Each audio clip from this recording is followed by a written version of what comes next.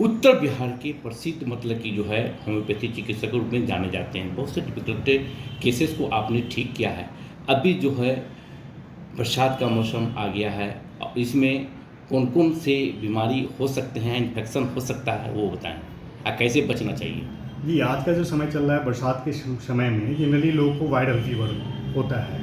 Viral fever है, cold and कोराइज़ा है, मतलब सर्दी, खांसी, बुखार का लक्षण जनरली देखा जाता है। तो वायरल फीवर में जनरली लोगों को क्या करना है, शरद से बचना है, प्रोटोकॉल में गर्म पानी पीना है, सेहत का ख्याल रखते हुए उनको मानसून के ख्याल रखते हुए प्रिवेंट के तौर पे मतलब उससे बचाव के लिए कुछ मेडिकेशन और डॉक्टर की सलाह में रहना है कि सर्दी खांसी हो तो उसका प्रिवेंशन किया जाए। गर्म दूध पीना है, गर्म दूध में हल्दी डाल के पीने की कोशिश करें, जिससे भी स्वास्थ्य रूपी वर्धक हम लोग कायम रखेंगे, जिससे हम बीमार कम पड़ेंगे। हमारा साइंस ये मानता है कि जो भी बीमारी होती है वो एक पार्टिकुलर इम्यून सिस्टम से ग्रसित होती है। इम्यून सिस्टम अगर हमारा सही है तो बीमारी कम से कम ग्रसित होगा और हम बीमारी की तरफ कम से कम जाएंगे। आज का समय है लोगों को गठिया, वात रोग, जनरली थायराइड और जनरली देखा जाता है तो फलेरिया जैसे कंडीशन देखने को ज़्यादा मिल रहे हैं। किसी किसी को पार्टिकुलर हर्पिस जोस्टर, रैसेस ये सब आते रहते हैं। तो रैसेस का तो कहेंगे कि जनरली आप मेडिकेटर में पाउडर का इस्तेमाल करके ही सबसाइड कर लिए, क्योंकि उससे भी क्लीन हो जाता है। अगर मेडिकेशन की ज़रूरत होती है तो किसी अच्छे डॉक्टर से आप मिल करके सलाह ले सकते हैं। अभी देखा जा रहा है कि युवा पीढ़ी जो है तरह-तरह के नशीला पदार्थ खाते हैं। सरकार उस पर प्रतिबंध लगाए हुए है सारा चीज़ पर। फिर भी मतलब कि लोग पान, पुड़िया, गुटखा, सिगरेट ये सब ले लेते हैं, जिससे कैंसर मतलब माउथ कैंसर ज़्यादा बढ़ रहा है। युवा पीढ़ी पर ज़्यादा ये हो रहा है। हार्ट अटैक से भी ज़्यादा युवा मर रहा है। तो इसके बचने का क्या उपाय है ये बताएँ? देखिए, सबसे पहले तो इसके प्रति समाज में जागरूकता की ज़रूरत है। जो एक समाज लेवल पे, चाहे डॉक्टर लेवल पे, चाहे एजुकेशन लेवल पे, लोगों को एक दूसरे से मिल कर के एजुकेट करना होगा कि युवा पीढ़ी को हमको एजुकेट करना होगा, बताना होगा कि ये नशीले पदार्थ खाने से आपको ये तकलीफ़ हो सकती है और दिखाना पड़ेगा कि ये तकलीफ़ होने से देखो कि इतने सारे केसेस। इसके लिए करना क्या होगा, एक ह्यूज लेवल अमाउंट पे आपको किसी हॉस्पिटल में ले जा करके, जैसे हमारा महावीर कैंसर संस्थान है, भूमि श्यामा द्वार जो है SKMCH के पास नया खुला है, वहाँ पे ह्यूज लेवल पे आप किसी कंडीशन को अगर दिखाते हैं तो उससे एजुकेशन का ज़्यादा फर्क पड़ता है। और जो भी अभी ग्राम पंचायत लेवल पर जैसे मुखिया हैं, उनसे सलाह लेकर के किसी पार्टिकुलर गांव को आप एडप्ट करके वहाँ लोगों को एजुकेट कर सकते हैं। जैसे आज का समय है, जो मैं भी करता हूँ, कभी कभी स्कूल लेवल पे जा कर के लोगों को एजुकेट करता हूँ, लोगों को इस एजुकेशन का बताता हूँ कि ये खाद्य पदार्थ खाने से आपको तकलीफ होने जा रही है, क्योंकि हम जो ले रहे हैं, नशीला पदार्थ ले रहे हैं, वो हमारे लिए डेंजरस है, हमारे शरीर के प्रक्रिया को बर्बाद करती है, मतलब शरीर के कार्य को ख़त्म करती है। मतलब हमारा सेल्स का डिस्ट्रक्शन जब भी चालू होगा तो नशीले पदार्थ अब खाने से बचें, कम से कम बचें।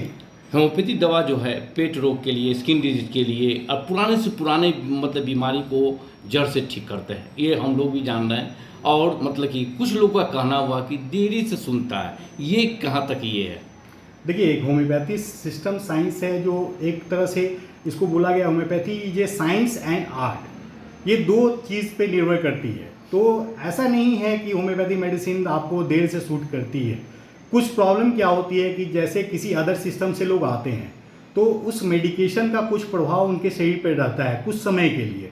उस समय को जाते जाते कुछ समय लग जाता है, तभी प्रोटोकॉल में हमारा मेडिसिन वर्क करता है। तो वहाँ कुछ समय लगता है, लेकिन ये कोई ज़रूरी नहीं है। हम तो देखते हैं कि डे बाय डे में हमारा जो भी पेशेंट आते हैं बताते हैं, तो आज अगर दवा देते हैं तो कल के समय में से वो बताते हैं डॉक्टर साहब मैं ठीक हो रहा हूँ, 80% मैं ठीक हो चुका हूँ।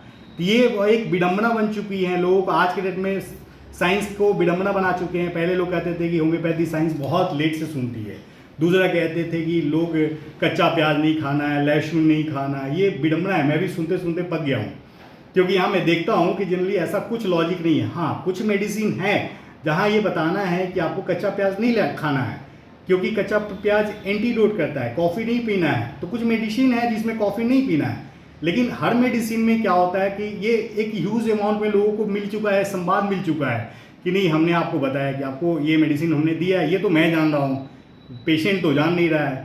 तो ये एंटीडोट हमको पता है, लेकिन अगले को नहीं पता है। अभी युवा पीढ़ी को मतलब कि ज़्यादा ग्रसित हो रहा है ये मतलब कि डायबिटीज़ से, और मतलब कि जैसे किसी को हाई बीपी है, किसी को लो है, और मतलब पेट से संबंधित मतलब रोग मतलब कि ज़्यादा बढ़ रहे हैं, गड़बड़ी ज़्यादा हो रहा है, तो इसके लेके कैसे निदान है इसका? देखिए, हमारा युवा पीढ़ी बहुत सारे फैक्टर में सबसे बड़ा फैक्टर स्ट्रेस में जी रहा है। वो चाहे एजुकेशन का स्ट्रेस हो, चाहे फाइनेंशियल स्ट्रेस हो, और सबसे बड़ा कारण यहाँ पे स्ट्रेस फैक्टर है। और खान पान तो है ही, खान पान भी इसमें बहुत बड़ा कारण रहता है कि खाने पीने का कोई किसी को ना रूटीन पता है, ना किस प्रकार का हाइजीन मेंटेन किया जाए। तो सबसे बड़ा चीज़ हमको क्या है कि उस एजुकेशन को ऐसे डेवलप करना चाहिए जिससे लोग खान पान को जाने कि हमको कौन सा पदार्थ खाना है, किस मौसम में कौन सा पदार्थ खाना है। जैसे अभी लोग कहते हैं कि अंकुरा हुआ बीज खाना है, तो ये साइंस नहीं कहती कि अंकुरा हुआ, बरसात के समय में अंकुरा हुआ बीज नहीं खाया जाता, तो उसको बहुत सारे हार्म्स भी होते हैं। तो ये लॉजिकल बातें हैं कि ऐसा नहीं है कि कैंसरस हो रहा है, सबको सब चीज़ बीमारी होती है, तो कुछ कारण होते हैं। तो कारण को जब तक एजुकेट नहीं करेंगे, हम बताएंगे नहीं, तब तक ये लोगों को तो संवाद नहीं पहुंच पाएगा। अभी देखा जा रहा है कि लोग हार्ट अटैक से ज़्यादा मतलब कि युवा पीढ़ी को ज़्यादा ग्रसित हो रहा है, सारा चीज़ हो रहा है कि टेंशलाइट ज़्यादा होते हैं युवा पीढ़ी, बच्चे जो है चिड़चिड़ापन ज़्यादा होते हैं, महिलाएं भी चिड़चिड़ापन ज़्यादा हो जाते हैं, ऐसा क्यों हो रहा है?